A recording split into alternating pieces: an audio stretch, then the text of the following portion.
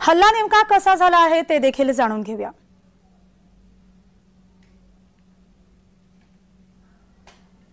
संसदेत हल्ला झाला होता त्या संदर्भात आपण आता जाणून घेऊया।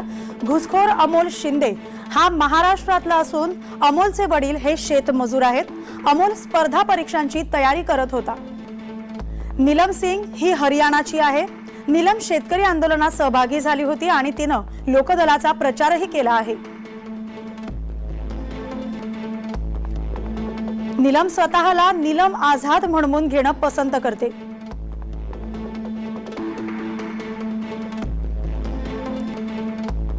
घुसखोरांचा म्होरक्या सागर शर्मा यानं सर्व आरोपींना एकत्र आणलं।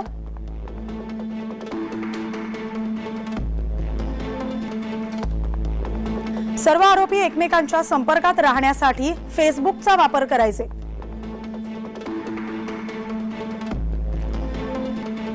हे सर्व आरोपी भगतसिंग फॅन पेजवर परस्परांच्या संपर्कात होते।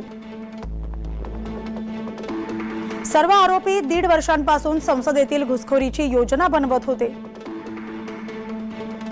9 महिन्यांपूर्वी संसदेवर हल्ल्याच्या योजनेचे अंतिम रूप ठरलं। दिनांक 10 डिसेंबर रोजी सागर, नीलम आणि अमोल हे तिघे गुरुग्राम इथं पोहोचले। सर्व आरोपी मनोरंजन या सहकार्याच्या परिचिताच्या घरी उतरले। ललित 10 डिसेंबर रोजी गुरुग्राम इथं पोहोचला तर मनोज 11 डिसेंबर रोजी गुरुग्राम इथं पोहोचला।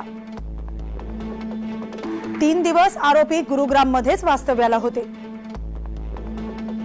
संसदेत प्रवेश मिळवण्यासाठी 2 स्वतंत्र दिवसांची निवड करण्यात आली। लोकसभेत घुसण्याची मूळ योजना 14 डिसेंबर 2023 ची होती। मात्र आरोपींना 13 डिसेंबरचं प्रवेशपत्र मिळाल्यानं त्याच दिवशी घुसखोरी करायचं ठरलं। घुसखोरी दरम्यान वापरण्यासाठी सागरनं 13 डिसेंबरला राष्ट्रध्वज तिरंगा खरेदी केला। नवी दिल्लीच्या महादेव मार्गावरील भाजपा खासदार सिम्हा यांच्या कार्यालयातून आरोपींनी प्रवेशपत्र ताब्यात घेतलं। 13 डिसेंबर रोजी नीलम, मनोरंजन, ललित आणि अमोल हे 4 आरोपी इंडिया गेटला पोहोचले। तिथं अर्धा तास त्यांची बैठक झाली। इंडिया गेटवरील चर्चेत मनोरंजन आणि सागर हे लोकसभेत घुसतील असं ठरलं। संसदेत प्रवेश करताना पादत्राणांची तपासणी होत नाही हे आरोपींना माहित होतं।